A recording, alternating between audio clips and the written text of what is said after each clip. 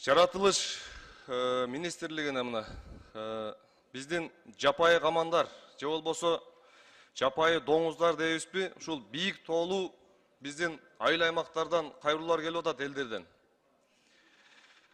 Жапайы камандарды бүгүнкү күндө кызыл китепке киргизип салышкан. Аны элдер атышпайт, аларга тийишпейт.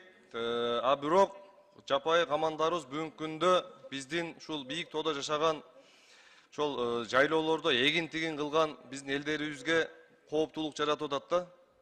Керек болсо элдерге кол салганга чейин барып атышат. Ушуну бир эгиндерин ала албай атышат.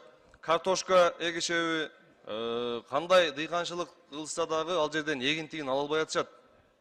Ушул кызыл китептен чыгарыш керекпи? Ушул маселени бул көйгөйдү кантип чечүүгө болот? Министрликке бир тапшырма берсеңиздер, сураныч.